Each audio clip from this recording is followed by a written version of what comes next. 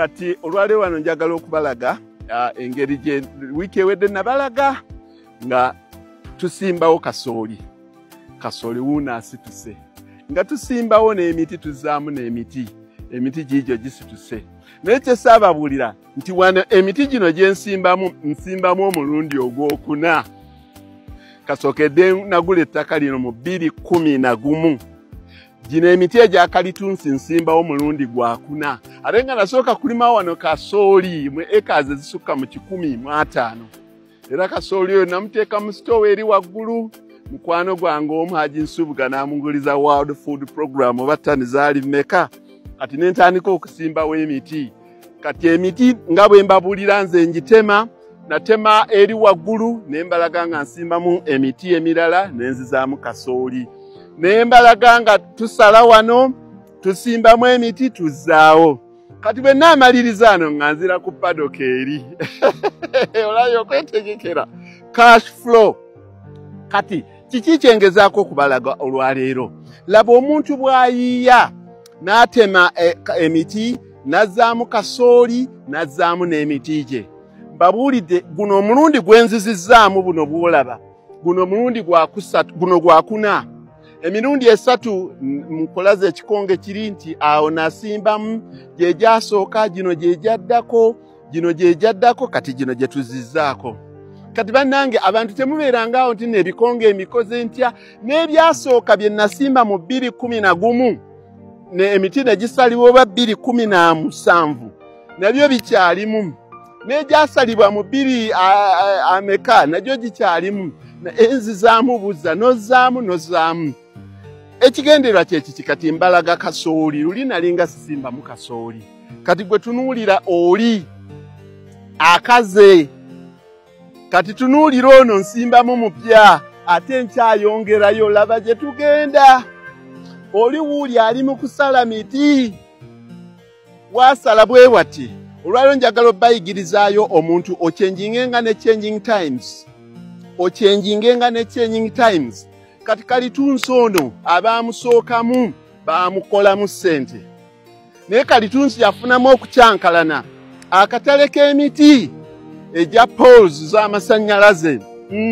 there's a big question mark kati kiki kyokola ng'oddaawo ng'orikinga dead end Mohamed Kachika says no ng'atandika kuyiiya kati mbalaga awo wonnaawo ngenda kuteekawo kisagazi ng'era ekisagazi bwe nakiteeka eri awasooka kati paddock eno yonna eyeddakaawo ebaddemu miti nzizaawo kisagazi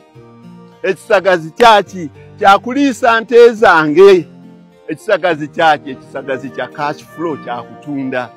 nze ennaku zino ntunda silage era tugenda wali ndooka enkulage loole nga bakuba silage napya silage nga bamuteeka ku loole ne batwala esente za buli ole sizoogera publicly ne bamutwala wala abantu abamu bamanyi kati omuntu oteekeddwa nga okukyusa buli bbanga okusinziira ku mbeera gy'olimu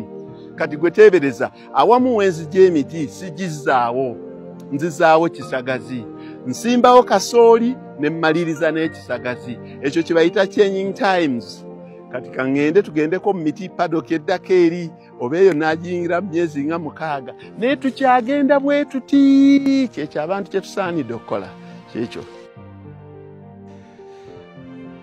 ogiraba gye mpita diversified portfolio naye kati eno ey'olwaleero tugiyise Rumble in the Jungle ya Muhammad Ali ono Mohamed Kachika Mr. Cashflow naye ng'agezaako okwejjukiza fight ya Muhammad Ali 1974 Rumble in the Jungle in the Congo Basin Muhammad Ali we yakubira George Foreman kati okiraba tuli mu kukuba bwavu bikonde ebyatonziriranga tuli mu kukuba bwavu bikonde tonziriranga kati ebintu bino byembalaga so sigamba nti mukole mugende mu bulimi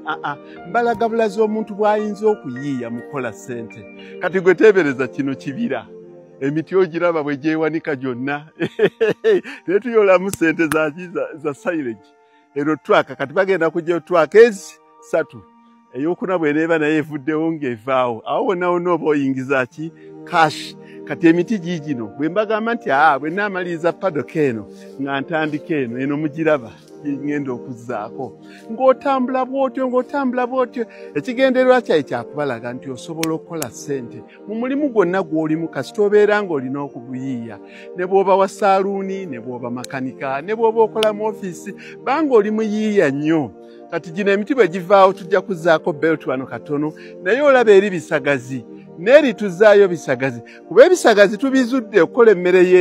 y'ente nti eyingiza nnyo wano okusinga okulindira emiti gya myaka 5-6 kandabe bano kye baliko.